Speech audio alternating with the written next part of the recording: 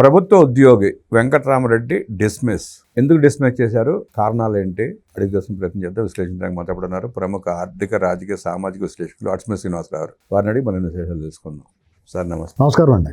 వెంకట్రామరెడ్డిని dismiss చేశారు, ఎట్లా చూస్తారు, ఎట్లా విశ్లేషిస్తారు? ఇప్పుడు వెంకటరామరెడ్డి ఆయన సచివాలయ ఉద్యోగ సంఘ నాయకుడిగా పనిచేశాడు.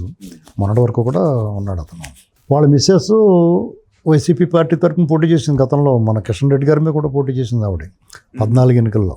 అయితే తెలంగాణలో పోటీ చేశారు. తెలంగాణలో అప్పుడు ఒకటండి, ఎవరికన్నా రాజకీయ అభిప్రాయాలు, రాజకీయాలతో సంబంధం వాళ్ళ కుటుంబ సభ్యులకు ఉంటే కూడా ఈయనకి అభ్యంతరం ఉండాల్సిన అవసరం లేదు. అయితే ఆయన భావజాలం ఏంటనేటువంటి తెలిసిపోతూ ఉంటుంది. 14 నుంచి 19 వరకు చంద్రబాబు నాయుడు గారు ఉద్యోగులకి చేసింది first of it's kind ever. ఎందుకంటే అంతకుముందు ఎప్పుడు కూడా ప్రభుత్వ ఉద్యోగులకు అప్పుడు తెలంగాణలో కూడా దాన్ని మించి ఇచ్చాడు. ఆయన తెలంగాణలో ఇచ్చిన ఫిట్మెంట్ కంటే మించి చంద్రబాబు నాయుడు గారి పరిపాలన కూడా ఉద్యోగులకు వ్యతిరేకమైనటువంటి ముద్ర కూడా జరిగిపోయింది. అది అబ్బతోటి చాలా సౌకర్యాలు ఏర్పాటు చేశారు. వాళ్ళ పట్ల చాలా సానుకూలంగా స్పందించాడు ఆయన.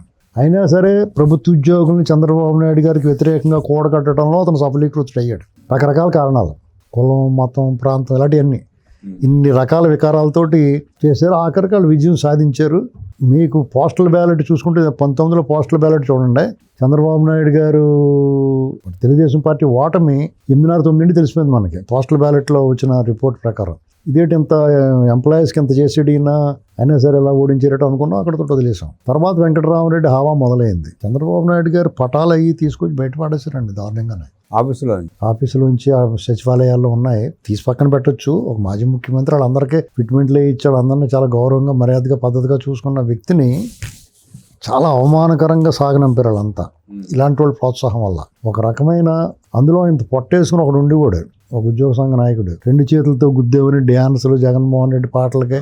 తర్వాత జగన్మోహన్ రెడ్డి గారితో ఉద్యోగుల గురించి మాట్లాడడానికి వెళ్ళేటప్పుడు వాళ్ళ వెనకాల వాళ్ళు వార్నింగ్ కూడా, అన్నా మేము జాతకు చూసుకుంటామన్నా, నేను మాట్లాడతానన్నా, ఇలాంటి మాటలన్నీ బొప్పరా వెంకటేశ్వర ఇలాంటి వాళ్ళందరూ కూడా ఒక రంగా జగన్మోహన్ రెడ్డి గారు జీ హుజూర్ అన్నారు వాళ్ళంతా. దాని ఫలితం అనిపించారు వాళ్ళు. ఎవరో ఎంప్లాయీస్, వీళ్ళదేం పోయిద్ది, వీళ్ళు బాగా కుమ్మేసుకుంటారు. వీళ్ళందరి ఇళ్ల మీద ఏసీబీ రైడ్ జరగాలండి. వీళ్ళ ఆదాయానికి మించిన ఆస్తులు ఉన్నాయా, లేకపోతే వీళ్ళ ఆదాయానికి సరిపడగా ఆదాయంతో పోల్చదగిన ఆస్తులు ఉన్నాయనేటువంటిది ఈ తెలుగు రాష్ట్రాల్లోనే కాకుండా ఈ దేశంలోని ఏ ప్రాంతంలో వీళ్ళకి ఉంటుందన్న స్మెల్ వస్తే పట్టుకోవాలి.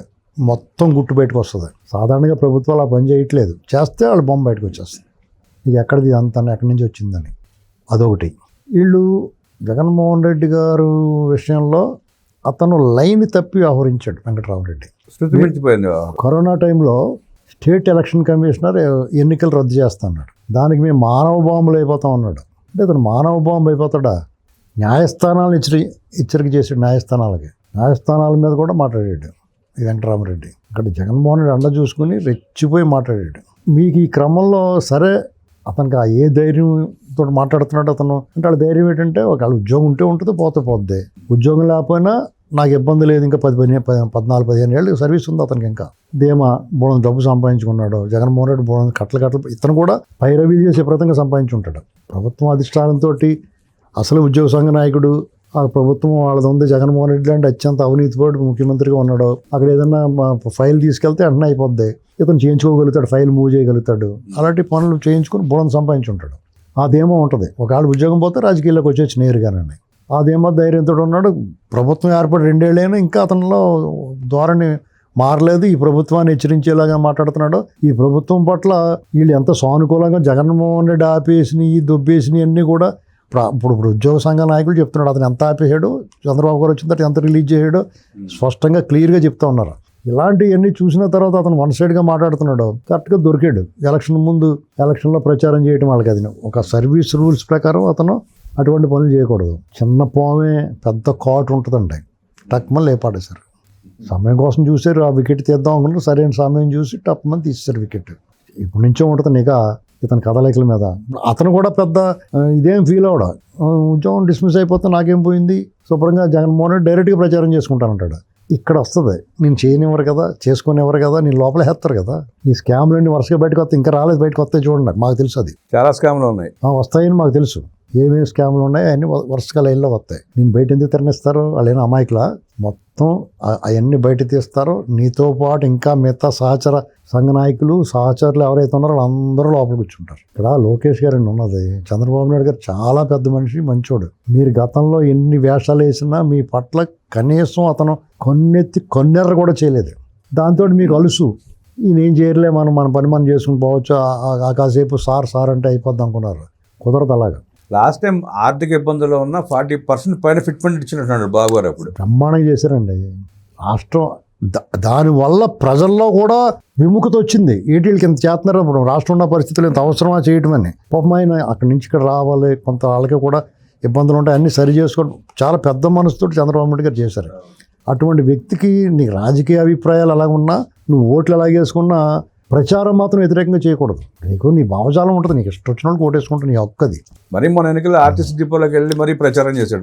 అక్కడే కాదండి, ఉద్యోగ సంఘాలందరికీ కూడా ఇవన్నీ ఒకటి అన్ని రుజువైపోయినాయి. అది స్పష్టంగా దొరికేసాడు. దాంతో వికెట్లు వేపేశారు అంతే. ఇప్పుడు డిస్మిస్ చేస్తుంది కదా, డిస్మిస్ చేస్తే తర్వాత వచ్చే బెనిఫిట్స్ ఏమైనా వచ్చే అవకాశం ఉండవండి. ఇక అన్ని రద్దే. అన్ని ఎలా ఉన్నాడు అలాగా పెన్ను కూడా గవర్నమెంట్ అయితే అక్కడ పెట్టేసి వెళ్ళిపోవాలి. కోర్టుకి వెళ్తే మళ్ళీ ఏమైనా మార్పు ఏముండదండి, అసలు అవకాశమే ఉండదు. ఏపీఎస్సీ వాళ్ళు కూడా టికెట్ ఇయ్యారు. చేసిన తప్పుకు శిక్ష అనుభవించాల్సిందే. ఇప్పుడే శిక్ష అని కూడా అతను, మీకు అర్థం అవ్వట్లేదు. ఇక్కడ వాళ్ళు బందిపోటు దొంగలండి వాళ్ళు. అతను శిక్ష అని కూడా దాన్ని నాకు రిలీవ్ చేస్తే ఈసారి డైరెక్ట్గా మాట్లాడుకుంటాను అంటాడు. నేను చెప్పేది ఏంటంటే, ఇప్పుడు నేను డైరెక్ట్గా మాట్లాడినవారు ఇంక నేను నీ మీద 100 కేసులు వస్తే నేను లోపల పెడతారా అబ్బాయి, జాగ్రత్తగా ఉండని చెప్తున్నాను. అక్కడ అధ్యక్షుడు ఎవరితో మాట్లాడాలో తెలియక మాట్లాడతారు. స్వీట్ వార్నింగ్ అండి. నీకు డిస్మిస్ చేయడం వల్ల ఆడికి ఏం నష్టం లేదు, సంపాదించింది పోలంత ఉంది. హ్యాపీగా బతుకుతాడు, డైరెక్ట్గా పార్టీకి చేసుకుంటాడు వెళ్ళి. రేపు ఎమ్మెల్సీయో లేకపోతే వాళ్ళు పార్టీ అధికారంలోకి వస్తుంది అనుకుంటే వస్తుందా, లేకపోతే క్యాండిడేట్గా ఎక్కడో చోట నిలబడడానికి అవకాశం కూడా ఇవ్వచ్చు జగన్మోహన్ రెడ్డి. కానీ నేను అలా ఇంత ఫ్రీగా వదిలేస్తారు? నీ స్కాములు బోడని ఉంటేనే 100 కేసులు ఉంటాయి, నీకు ఆ కేసులు చుట్టూ తిరగాలి. స్వీట్ వార్నింగ్ ఇచ్చింది ప్రభుత్వం అంటే విశ్లేషించిన అడ్స్మిల్ గారికి ధన్యవాదాలు తెలియజేస్తూ నమస్కారం.